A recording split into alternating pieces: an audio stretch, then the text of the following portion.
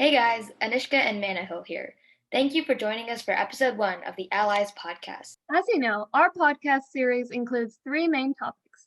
This episode's topic revolves around different sexualities, their histories, and involvement in society today, which is very interesting and exciting, so you don't want to miss out on today's episode. Just as a disclaimer, we are in no way experts on this topic. All information we are going over is based on research done previously and personal accounts, opinions, and perspectives. All right, let's get into it. To begin, we'll talk about the acronym LGBTQ+. Out of all the letters in the acronym, the L, G, B, and Q stand for different sexualities people may identify as. Let's go over them. First up, we have the L, which stands for lesbian. This sexuality is essentially when a female identifying individual is attracted to other female identifying individuals. Fun fact, there was once an ancient Greek poet named Sappho who was from the island of Lesbos and wrote lots of love poems about other girls. See the correlation? She is the namesake of the word sapphic, relating to lesbianism, and lesbian. Due to her poems referring to females and males, she is believed to be the first documented bisexual woman in history and has become an icon for female homosexuality. Because of many heteronormative standards and Facebook moms, the term Sappho and her friends was used to describe the strange phenomenon of straight people believing that an obviously lesbian couple were just friends. Gotta write those love poems for your gal pals, am I right, ladies? You know me too well, Manhill. Next in the acronym comes the G, which stands for gay, a sexuality used to describe a male identifying individual who is attracted to other male identifying individuals. Not to be confused with bromance or kissing the homies goodnight.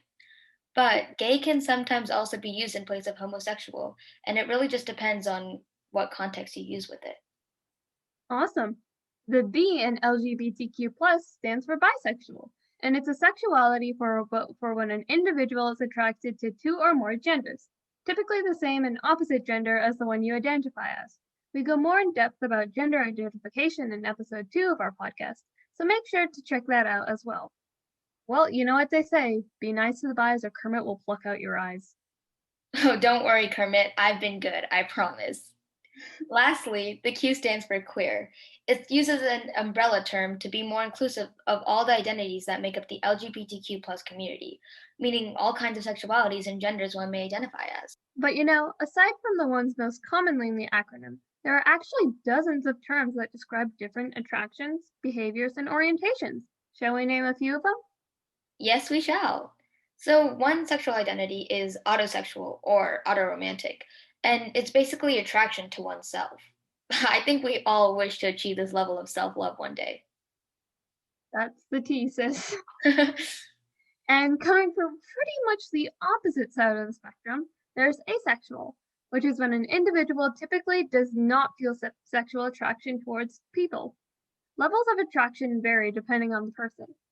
My whole heart goes out to any ace couples who keep getting asked, I want grandchildren, or when's the baby? Rock on with your own plant/animal children instead. That's amazing. And sometimes we don't know what sexuality we identify as, which is totally okay. No one should feel pressured to have themselves and their identities figured out. The important thing is that we live life happily, whether that means figuring out who you are or not worrying about it. But exploring your sexuality is a totally normal thing, and that's why there's such thing as being bi-curious when one is questioning or exploring bisexuality. I'm bi-curiously wondering to see what's up next. Nice pun. Thanks. Take for example, those who feel there needs to be a deeper connection in order to feel attraction. Demisexual is a term used to describe individuals who experience certain types of attraction only under specific circumstances, like building a relationship with someone. So essentially, they could be attracted to anyone as long as there is a strong relationship between them. A bit similarly, omnisexual/pansexual is a sexuality for individuals who experience attraction to any person regardless of gender or sexuality. Right. But have you ever met a person who was so smart, like absolutely genius. And you thought, dang, that's pretty attractive. Because apparently, sapiosexuals are those who experience attraction based on the intelligence of an individual. And well, there's also scoliosexual, individuals who are attracted to people who are non binary, genderqueer, or trans. So what you're saying is that sapiosexuals are big brain simps. Yeah, essentially, which means that no sapiosexual will ever fall in love with me. Bro, sapiosexuals, upon encountering me, will try to drop kick me into the sun. All We're both right. kind of idiots. We're two idiots with a podcast. All right. Going through these different identities makes one realize that wide spectrums. As society advances and grows, the spectrum grows with it. There's a spectrum for all kinds of identities, whether it be sexuality, gender, or race. There is no one title that will fit a person. As a person changes, so do their identities. And so they could identify as anything within or even outside the spectrums. Now that we've gotten ourselves more familiarized with sexuality and the different attractions and orientations, let's talk about LGBTQ plus individuals in this world. Of course. I mean, as we discussed before, as society grows, so does identity. But society still has so much potential to grow. Back in the day, and even now, there have been many instances in which society proves to be immature. Would you mind elaborating on that? Yeah, definitely. I'm basically talking about discrimination against those who identify as other sexualities on the spectrum other than straight or heterosexual. There are some very sad statistics of 1 in 4 LGBTQ plus people who report being discriminated as of 2016. Queer people are often forced to hide their authentic selves because of discrimination they face in their everyday lives. This can cause many negative psychological, physical, mental, emotional, and spiritual effects. And this isn't something new either, as proven by history. See, I don't know if you've ever heard of gay conversion therapy, but it was this horrible practice back in the early 1900s. Back then, homosexuality was considered deviant, sinful, and even criminal for centuries. People genuinely thought that it was a mental illness of some sort.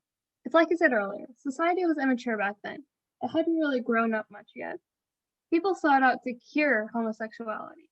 There were many methods used, one being electroconvulsive therapy, which LGBTQ people were given shocks from electrodes directly into their brain. Yeah, I've sadly heard about these practices. In 1973, the APA removed homosexuality from its Manual of Psychiatric Disorders, but there were still things called gay conversion camps and conferences where LGBTQ plus people were isolated from friends and family. They were hypnotized and were told to pray until their homosexuality, quote unquote, went away. People who went through these conversion therapies felt a lot of shame, pain, and psychological abuse. It's just so awful. And despite the world being better now, there are still so many things that need to be fixed with the way we treat queer people. Exactly. But, there is always a bright side to things. Society has come a long way. Just the fact that our group can recognize that this discrimination is wrong is incredible. Different sexualities are being accepted into society. I'm actually often surprised at the amount of queer identifying characters I see in media. And I'm talking about media specifically for kids. I love the fact that there are people who no longer think that kids should not have to witness or hear about homosexual quote unquote acts. Yeah, I've noticed a lot of shows that have good LGBTQ plus rep that are accessible to young kids as well. They portray characters of different sexualities, gender identities, and even more diverse races and cultures.